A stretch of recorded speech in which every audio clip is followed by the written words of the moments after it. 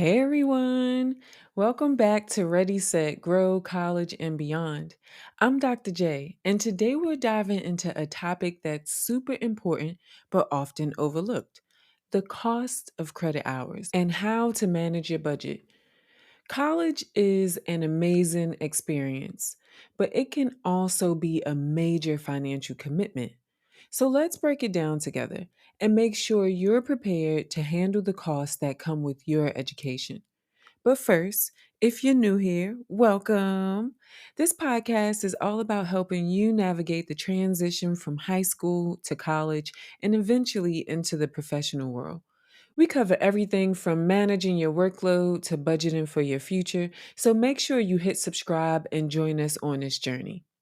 All right, let's start with the basics. What exactly are you paying when you sign up for those credit hours?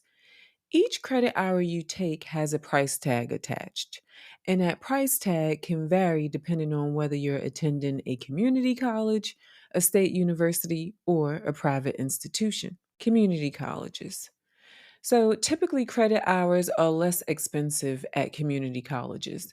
You might pay around $100 to $200 per credit. State universities.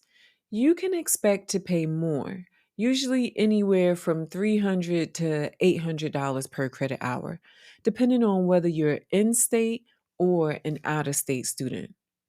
Private colleges can be the most expensive, with credit hours often costing $1,000 or more. And it doesn't stop there.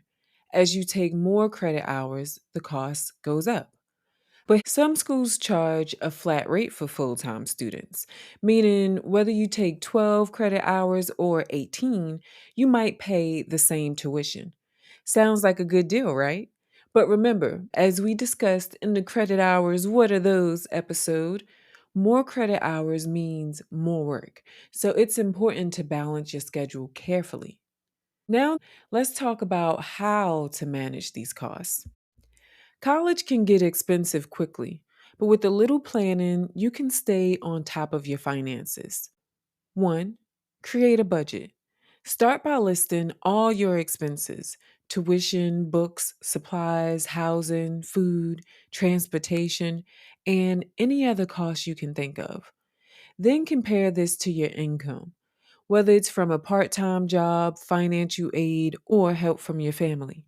The goal is to make sure you're not spending more than you're bringing in. If you are, you could consider a number of options. For example, you could consider attending a community college and then transferring over to a 4 year college. We can talk about this in a future episode, but let's continue. Second, you want to make certain that you understand the financial aid. Make sure you're fully aware of the financial aid options available to you. This includes scholarships, grants, and student loans. Scholarships and grants are great because they don't have to be paid back. But if you're taking out loans, remember that you'll need to pay them back after you graduate. So make certain that you borrow wisely and always be prepared. Third, look for opportunities to cut costs. If there's a way to save money and meet all of your needs, take it. Rent or buy used books. Use campus resources like libraries and computer labs. And consider cooking at home instead of eating out. Every little bit helps. All right, so we've talked about understanding the costs and creating a budget. But how do these costs tie into your course load? Let's transition into understanding how to balance your financial responsibilities with your academic ones. First consideration: full time versus part time. So, managing your course load effectively can help you control costs and ensure you're getting the most bang for your buck. As I mentioned earlier, some schools charge a flat rate for full time students, which can be beneficial if you're taking a heavier course load. But if you're part time, you will need to be more strategic about how many credit hours you take each semester to avoid dragging out your education and incurring more costs over time. Second, consider summer classes. Taking a few classes during the summer can help you spread out your workload and keep you on track to graduate without overwhelming yourself during a regular semester. Plus, summer classes are often less expensive, which can save you money in the long run. Now, keep in mind, the summer time frame is clearly shorter than a full semester, so your work may likely occur in a compressed window, which means you may be doing a little bit more in a shorter amount of time. But definitely check the syllabus to see what that class looks like. Third, consider scholarships and grants. Always be on the lookout for scholarships and grants even after your freshman year. Scholarships granted may not be available every year that you're enrolled. So always be on the lookout for scholarships and grants even after your freshman year. Many scholarships are available to students throughout their college careers, and every little bit helps. Now, I never want to leave you without a practical takeaway. So here's your action item for this week. Create a basic budget for your upcoming semester. List out all of your expected expenses and compare them to your income.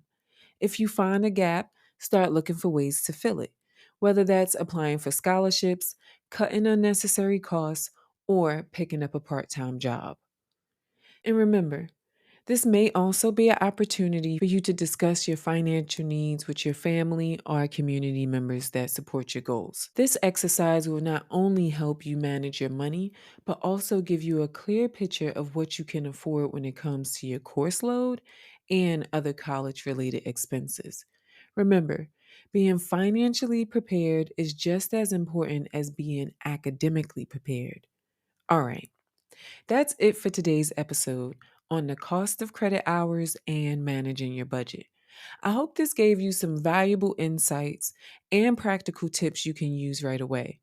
Don't forget to subscribe so you don't miss any future episodes. And if you found this helpful, share it with a friend who might benefit from it too. Remember, you can reach us at contact@jmfacademy.com. We're also on multiple social media platforms as JMF underscore Academy and JMF Academy. So reach out and let's talk. As always, remember this is your journey and I'm here to help you every step of the way. Let's get ready, set, and grow.